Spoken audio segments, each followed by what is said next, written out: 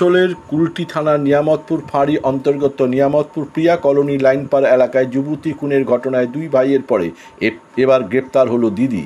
ধৃতর নাম বুনি বাউরি। মঙ্গলবার রাতে তাকে গ্রেপ্তার করা হয়েছে। প্রসঙ্গত, গত 6 জুলাই থেকে নিখোঁজ ছিল ওই এলাকার বাসিন্দা বছর 19-এর মনিকা মণ্ডল। এরপর গত 8ই জুলাই বিকেলে এলাকারই বাসিন্দা শুভম বাউরির বাড়ির পাশে একটি কুয়ো থেকে তার মৃতদেহ উদ্ধার করেছিল নিয়ামতপুর ফাঁড়ি পুলিশ। মৃতার পরিবারের অভিযোগের ভিত্তিতে পুলিশ গ্রেপ্তার করে শুভম বাউরি সহ তার ভাই রোহন বাউরিকে। এরপর মঙ্গলবার দুপুরে মৃতার পরিবারের অভিযোগ নাম থাকা শুভম বাউরি দিদি বুনি বাউরিকে আটক করে পুলিশ। দীর্ঘক্ষণ জিজ্ঞাসাবাদ করার পরে কথায় অসঙ্গতি মেলায় তাকে গ্রেপ্তার করে কুলটি থানা নিয়ামতপুর ফাঁড়ির পুলিশ।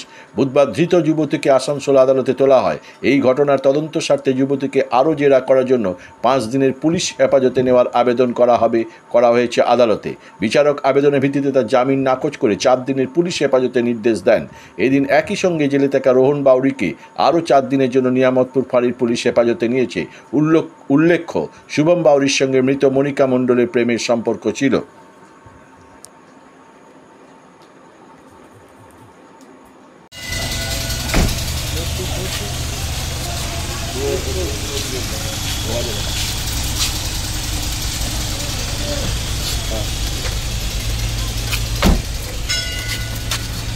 এটাতে ঢুকে দেবে।